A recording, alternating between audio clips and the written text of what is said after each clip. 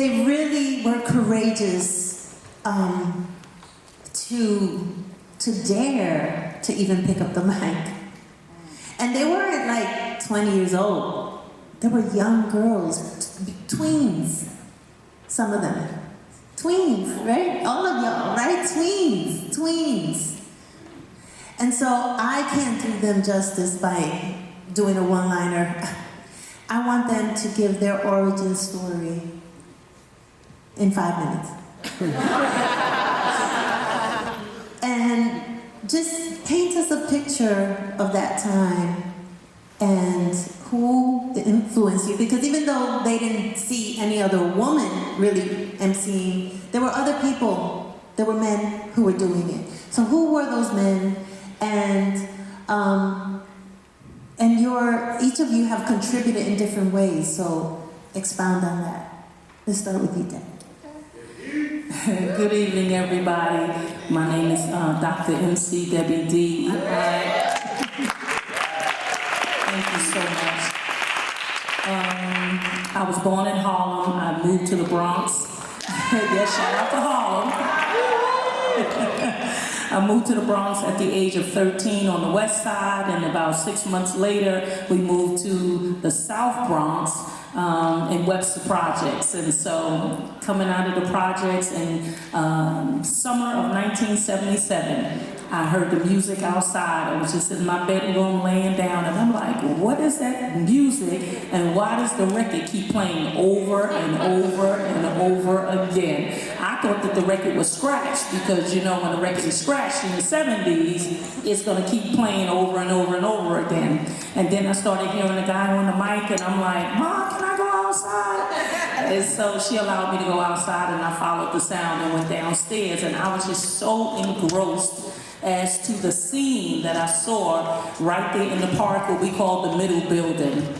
And, you know, to just fast forward in the story, you know, I met DJ Patty Duke in 1979, and he asked me to be a part of his crew. I had to ride my bike all the way uptown in the Fordham area or whatever to go to practice. My brother's in the audience, Daryl D. I asked him if he would come and join the crew, and we became DJ Patty Duke and the Jazzy Five.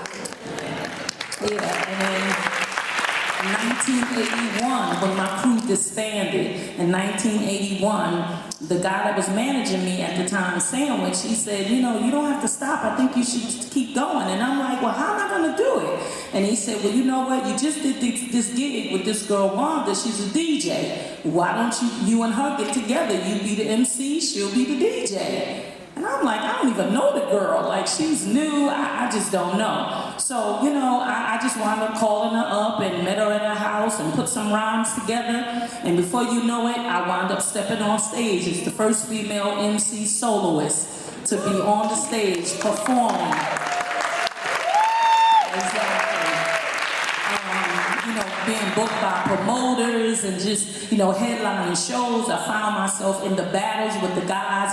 One of my most popular battles is down at Harlem World in 1982 when Busy B won first place. I knew he was going to win. And Spoonie G won second place, and I knew he was going to win because they were popular. I had just gotten started. But I went up there and did my thing, and you know, I kind of went back in the corner, and they had already chosen him, and Mr. Magic said no.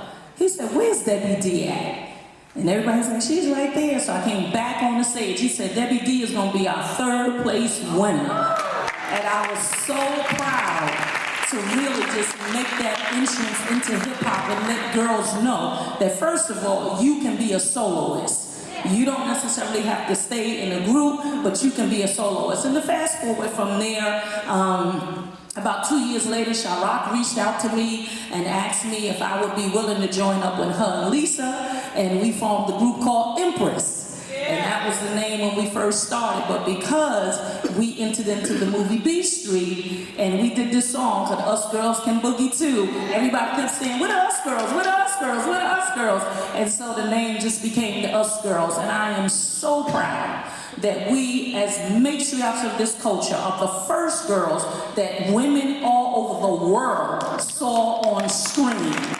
There were so many girls that were inspired to be a part of the hip-hop movement because they saw our faces. And yes, we became a super group because we all had our different paths. But at the end of the day, and I'll say this and just pass it on to Lisa, I applaud all of my sisters that we were at least able to come together. We were able to say, you know what, 3 is better than 1. And if we put this together and we go out there and we do our thing, we will become unconquerable, we will become unstoppable, and here we are 50 years later, the matriarchs of the culture. And we're going to talk more about us girls in a second, but I was like, don't say too much, don't say too much. But you, perfect. Go ahead, Miss. Peace to everybody out there. For y'all and those, how you doing? Who don't know me, I'm MC Queen Lisa Lee. I started out as a young girl in my house with my brother. My dad bought us turntables and a mixer, and that's where we started listening to music and scratching and DJing and trying to find our lane, break dancing in the house, just trying to figure it out. Got the windows pulled up so everybody could hear our music, got the speaker at the window. That's what you did back then. And then I had a friend who was already into the music, and he called himself Smitty D, and he was the echo chamber. He was in charge of the echo chamber. If you said yes, yes, y'all, it was an echo after that. So he could. Demonstrate. Yes, yes, y'all, to the beat, y'all, yes, yes, y'all, to the beat, y'all. That's old school, y'all. He convinced me to go to a party at a junior high school, 123 in the Bronx, where I was born. And I asked Mr. Biggs, who was a part of the Soul Sonic Force now. Back then, he was just the MC with Bambaataa, and I asked him if I could get on the mic. And Bambaataa agreed, and I got on the mic. I spit some bars. I go home, I'm all hyped up. The next day, my baby brother's running to me, and he's got a flyer, and he's screaming and hollering, "You want a flyer? You want a flyer?" And we went crazy.